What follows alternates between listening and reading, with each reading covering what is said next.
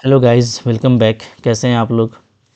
तो देखो, हम लोग लास्ट लेक्चर में ये देखे थे कि आइडियल्स या प्रिंसिपल आइडियल क्या होता है। ठीक है, तो आज हम लोग उसको थोड़ा आगे कंटिन्यू करते हुए एक इम्पॉर्टेंट रिजल्ट देखेंगे कि set of integer residue modulo Z n काफ़ी इंपॉर्टेंट टॉपिक है। ठीक है, इससे क्वेश्चंस आते रहते हैं।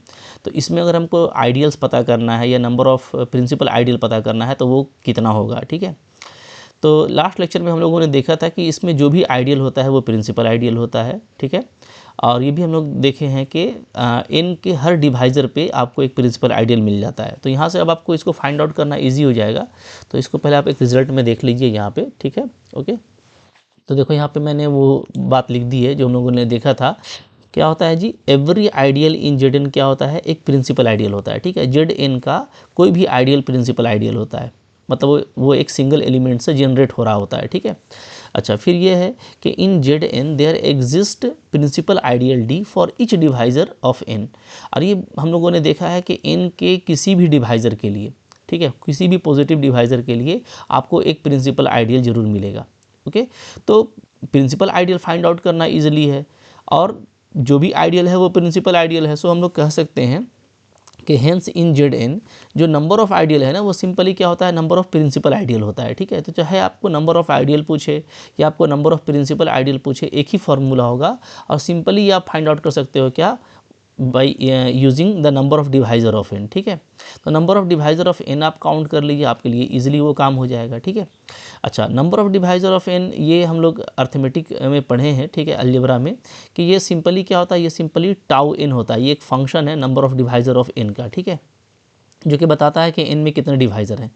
तो टाउ एन बोलते हैं, या तो हम लोग इसको डी एन से भी डिनोट करते हैं, simply divisor of n. Okay, तो ये आप काउंट कर सकते हो, या इसका फार्मूला है, ठीक है, जो हम लोग हायर अर्थमेटिक में पढ़ते हैं, उसका भी आप यूज़ कर सकते हैं। जैसे यहाँ पे मैं आपको बता देता हूँ कि अगर मान लो एन को मैंने प्राइम फैक्टर में तोड़ दिया। ठीक है, मान लो मैंने तोड़ा P1 alpha 1 into P2 alpha 2 into P3 alpha 3। ठीक है, इस तरीके से इसको मैंने प्राइम फैक्टर में तोड़ दिया। ठीक है, ओके, जहाँ आपका Pi क्या है जी, Pi आपका प्राइम्स है, डिस्टिंक्ट प्राइम्स का यूज़ करना है। ठीक है, देन तो इस केस में अगर आप टाउ एन निकालते हो, यानी number of divisor of n निकालते हो, या तो आप डी एन निकालते हो, तो आप सिंपली निकाल सकते हो बाय यूजिंग देयर पावर्स। ठीक है, आपको सिंपली यहाँ पे पावर देखना पड़ता है कि जैसे पहले प्राइम का क्या पावर है, दूसरे प्राइम का क्या पावर है, तीसरे प्राइम का क्या पावर है, और बिल्कुल मोहब्बत से आप टी एन निकाल लीजिएगा, यानी number of divisor of n निकाल लीजिएगा। ठीक है, वो क्या होगा, वो आपका अल्फ़ा 1 प्लस 1, बस जो भी पावर आया है ना डिफरेंट प्राइम का, उसमें आप 1 ऐड करके,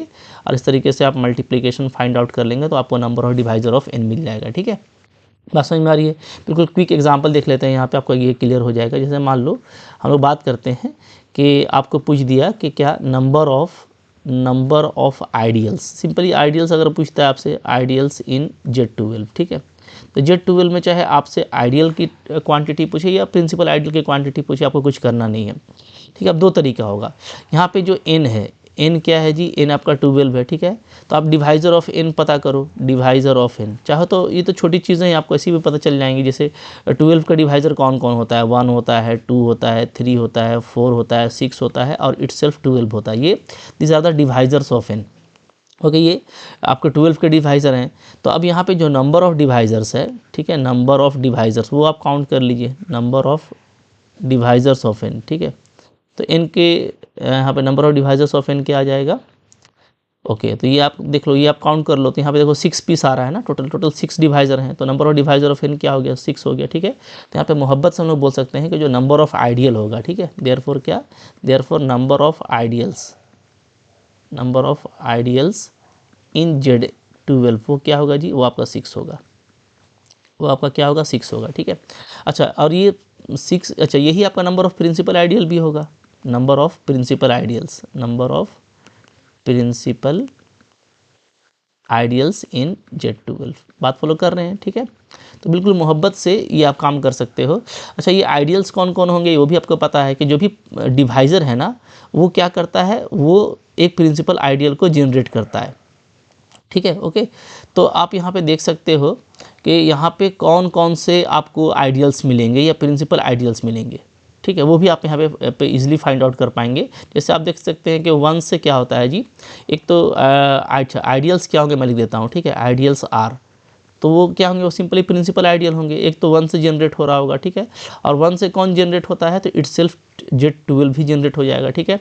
आपका 2 से जनरेट हो रहा होगा, 3 से जनरेट हो रहा होगा, ठीक है, 4 से जनरेट हो रहा होगा, 6 से जनरेट हो रहा होगा, ठीक है, और 12 से जो है वो क्या होता है, वो जो 0 होता है वो आपका जनरेट होता है, ठीक है। तो 12 का मतलब होता है इटसेल्फ 0, ओके, और 1 का मतलब होता है क्या, इटसेल्फ Z12। तो ये आपको समझ के रखना है कि यहाँ पे आपको 6 तरह के आइडियल्स मिलेंगे, यानी 6 प्रिंसिपल आइडियल्स मिलेंगे, चूँकि सिंपली क्या हो रहा है, सिंगल एलिमेंट से जनरेट हो रहा है, ठीक है। तो अगर नंबर ऑफ आइडियल्स सिर्फ फाइंड आउट करना हो या वो आइडियल्स बताना हो तो बताना काफ़ी ईजी हो जाता है, सिंपली डिवाइजर का खेल है, ठीक है। तो यहाँ पे जो दूसरा मेथड है, अगर आप चाहते हो कि डायरेक्टली फाइंड आउट करेंगे, ठीक है, तो वो जो मैंने आपको फार्मूला बताया, आपको क्या करना है, आपको n को जो है, n मेरा क्या था, 12 था, ठीक है, इसको आपको प्राइम फैक्टर में तोड़ देना है। तो यहाँ पे देखो क्या हो जाएगा जी, 4 3 जा 12 ना, तो 2 का स्क्वायर इंटू 3 ये मिल रहा है, ओके। अब आपको सिंपली पावर्स देखने हैं, क्योंकि यहाँ पे 2 और 3 डिफरेंट प्राइम है, तो पावर्स जो है क्या है, वो इसका पावर 2 है, इसका पावर 1 है, ठीक है। तो यहाँ पे अगर मैं टाउ n निकालता हूँ तो सिंपली क्या हो जाएगा, पावर में आपको एक ऐड करना है दोनों पावर में, ठीक है, और मल्टीप्लाई कर दीजिए, तो 3 इंटू 2 आ रहा है, यानी 6, यानी यहाँ पे क्या होगा, यहाँ पे 6 डिवाइजर्स होंगे, यानी 6 प्रिंसिपल आइडियल होंगे, 6 आइडियल होंगे, ठीक है, equal to 6 ideals, 6 ideals in Z12, ठीक है, या बोलिए 6 प्रिंसिपल आइडियल्स इन Z12। बात फॉलो कर रहे हो, ठीक है। तो देखो बिल्कुल मोहब्बत से काम होगा। एक हम लोग और यहाँ पे एग्जांपल देख लेते हैं। जैसे मान लो आपको बोल दिया जाए, ठीक है, कि find number of principal ideals, number of principal ideals in Z, ठीक है, कोई ले लेते हैं हम लोग 420 ले लेते हैं, मान लो कि 420 में कितना आइडियल होगा, ओके, ये कितना प्रिंसिपल आइडियल होगा। तो कुछ करना नहीं है, 420 का भी आप, जैसे ये बड़ा फिगर आ गया ना, तो यहाँ पे हम लोग इसका डिवाइजर को काउंट करने से अच्छा टाउ n निकाल लेंगे। तो 420 को आप क्या कीजिए, आप जो है इसको प्राइम फैक्टर में तोड़िए। आप तोड़ेंगे तो क्या आएगा जी, तो 2 से स्टार्ट करो, ठीक है, तो 2 10 आ जाएगा, ओके, फिर आप 2 से दे सकते हो उसको 105 आ जाएगा, ठीक है, फिर आप इसको 5 से दीजिए तो 21 आएगा, फिर आप इसको 3 से दो तो 7 आ जाएगा, ठीक है। तो यहाँ पे आप कह सकते हो हियर जो मेरा n है वो क्या है, वो 420 है, ठीक है, और 420 हम लोग लिख सकते हैं कैसे, 2 का स्क्वायर आ रहा है, ओके, 5 का पावर 1 आ रहा है, 3 का पावर 1 आ रहा है, 7 का पावर 1 आ रहा है, ठीक है। तो ये हमको डिस्टिंक्ट प्राइम फैक्टर में ये टूट गया। तो अब यहाँ पे अगर मेरे को टाउ n निकालना है मोहब्बत से, तो क्या करना है, सिंपली आपको करना है, इसके पावर्स देखने हैं, 2 1 1 1, सब में 1 ऐड कर दीजिए, तो 2 + 1 हो जाएगा, ठीक है, 1 + 1 हो जाएगा, 1 + 1 हो जाएगा, और 1 + 1 हो जाएगा। तो आप देख सकते हो मोहब्बत से यहाँ पे क्या आ रहा है, 3 × 2 × 2 × 2, ठीक है। तो आपको यहाँ पे तो यहाँ पे देखो 3 2 जा 6, 2 जा 12, 24 हमको मिल रहा है, ठीक है। तो 24 यहाँ पे आपको जो है आइडियल्स या प्रिंसिपल आइडियल मिलेंगे 420 में। तो फाइंड आउट करना जो है ना वो काफ़ी इजी है, ठीक है, बिल्कुल मोहब्बत से आप फाइंड आउट कर सकते हो। तो यहाँ पर हम लोग क्या बोलेंगे, हम लोग बोलेंगे कि यहाँ पे क्या है जी, यहाँ पे 24 प्रिंसिपल आइडियल्स है, ठीक है, this implies 24 principal ideals in Z420, ठीक है। तो अगर मेरे को ये निकालना था तो कोई भी आप निकाल सकते हैं इस तरीके से।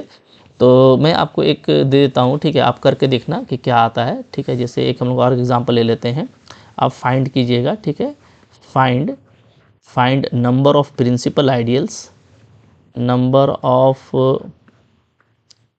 Of principal ideals in Z160 find out कर लीजिए आप, ठीक है, Z160, okay.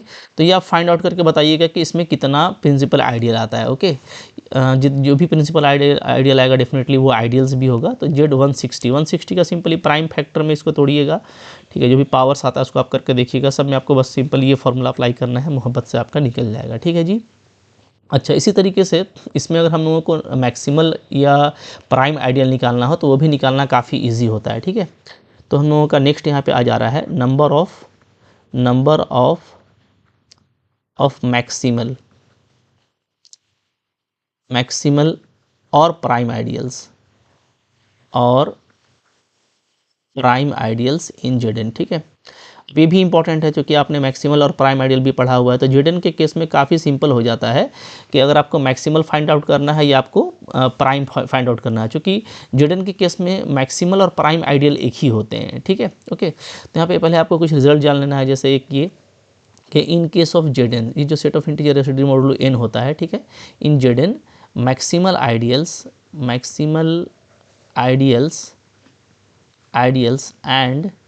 And prime ideals are same ठीक है। तो पहले ये इंपॉर्टेंट बात आप याद रखिए कि जेडन के केस में क्या होता है जी, मैक्सिमल और प्राइम आइडियल एक ही होता है, ठीक है। तो अच्छा, और वो क्या होगा, अच्छा इसका अगर आपको नंबर निकालना है तो अभी मैं बता देता हूँ, ठीक है। ठीक है, and number of maximal ideal in Zn is equal to what? Is equal to simply number of distinct prime divisor of n. Okay, क्या होगा, number of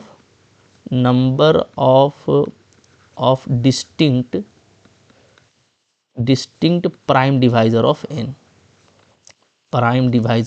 ठीक है। मतलब अब आपको ना सिंपली ये देखना होगा, अगर आपको मैक्सिमल फाइंड आउट करना है या प्राइम फाइंड आउट करना है, ठीक है। ओके, मैं लिख देता हूँ, चाहे मैक्सिमल हो या प्राइम हो, और number of prime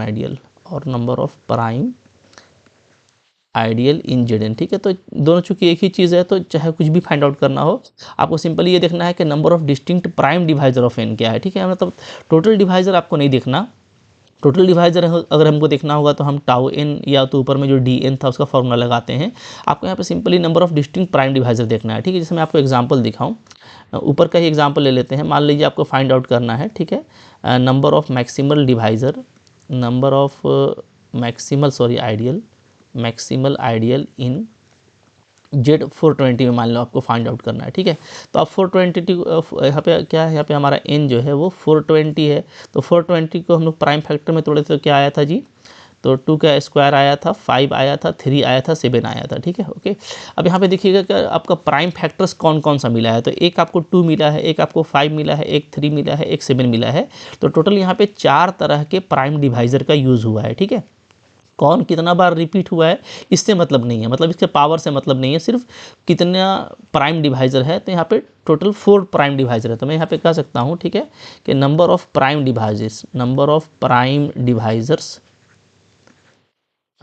divisors in n, ठीक है, इन 420 वो कितना है जी, तो वो हमारे पास में 4 पीस है यहाँ पे। ओके, तो 4 पीस है, देयरफॉर यहाँ पे आपका जो मैक्सिमल आइडियल होगा या जो प्राइम आइडियल होगा वो भी 4 होगा, ठीक है। Therefore, number of maximal ideals in Z420 वो क्या होगा, या आप बोलो नंबर ऑफ प्राइम डिवाइजर्स या नंबर ऑफ प्राइम आइडियल्स, ठीक है। तो चाहे आप मैक्सिमल आइडियल निकालिए या प्राइम आइडियल निकालिए, किसमें 420 Z420 में, ये आपको क्या आएगा, ये आपको 4 ही आएगा, ठीक है। अच्छा, कौन कौन होगा, तो वो तो पता करना काफ़ी ईजी है, ठीक है। विच आर कौन कौन होगा, तो एक आपका 2 से जनरेट हो रहा होगा, जो 2 से जनरेट हो रहा होगा वो आपका मैक्सिमल आइडियल होगा, कंसिक्वेंटली प्राइम आइडियल भी होगा, ठीक है। 5 से जनरेट हो रहा होगा, ठीक है, वो भी आपका मैक्सिमल भी होगा और प्राइम भी होगा। 3 से जनरेट हो रहा होगा और आपका 7 से जनरेट हो रहा होगा। तो ये 4 जो आइडियल हैं ये आपके मैक्सिमल आइडियल हैं, या आप कह सकते हो कि प्राइम आइडियल हैं, ठीक है। तो बहुत ही आराम से निकल रहा है, आप देख रहे हो मैक्सिमल आइडियल और प्राइम आइडियल का भी फॉर्मूला आपके लिए काफ़ी यहाँ पे सिंपल हो गया, ठीक है। जैसे एक एग्जांपल और कर लेते हैं, मान लीजिए हमको दिया हुआ है Z48, ठीक है। तो Z48 में आपको n कितना दिया है, 48 दिया है। 48 का प्राइम फैक्टर करेंगे क्या हो जाएगा, तो 16 3 जा, तो 2 का पावर 4 इंटू 3 का पावर 1, ठीक है। अब यहाँ पे आप देख रहे हो सिर्फ आपको 2 ही प्राइम यूज़ किया गया है, 2 और 3, ओके।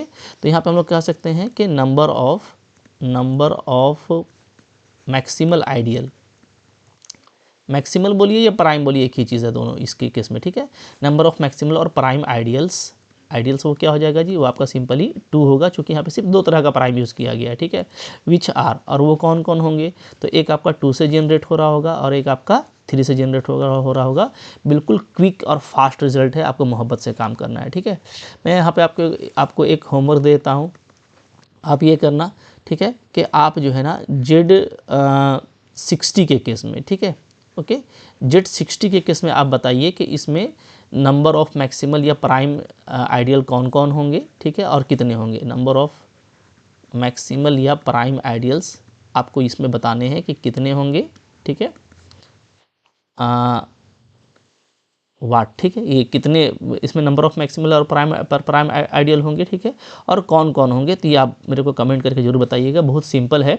जेड इन के केस में इस तरह से प्राइम आइडियल, मैक्सिमल आइडियल, या तो सिंपली आइडियल और प्रिंसिपल आइडियल को फाइंड आउट करना, जो कि आपने देखा, ठीक है। तो भाई पीछे से हम लोग पढ़ते आ रहे हैं, सारे चीज़ को कनेक्ट कर रहे हैं, तो कुछ नया चीज़ आपको नहीं लगेगा, और इस तरह का फॉर्मूला जो है ना आपको हमेशा याद रहेगा। इनफैक्ट हम लोग जेडन के केस में आइडियम पोटेंट एलिमेंट कैसे फाइंड आउट करते हैं, नील पोटेंट एलिमेंट कैसे फाइंड आउट करते हैं, ये सारा जेडन से रिलेटेड चीज़ें आपको पता रहनी चाहिए, क्योंकि ये कम्यूटेटिव रिंग विथ यूनिटी है, ठीक है, और इसके क्वेश्चन एग्जाम में काफ़ी आते हैं और जल्दी बनता है, और एक रिजल्ट बेस्ड है और इंटरेस्टिंग है, क्योंकि जैसे आप देख रहे हो कि सारे आइडियल्स प्रिंसिपल आइडियल होते हैं, तो काम करने में भी ईजी बन जाता है, और इस तरह से ये कई सारे क्वेश्चंस में काउंटर एग्जाम्पल के तौर पे भी इस्तेमाल किया जाता है, ठीक है। तो आपको इसको अच्छे से पकड़ के रखना है, और आई होप ये छोटा सा लेक्चर आपको समझ में आ गया होगा, बहुत बड़ा कोई चीज़ नहीं था, ठीक है।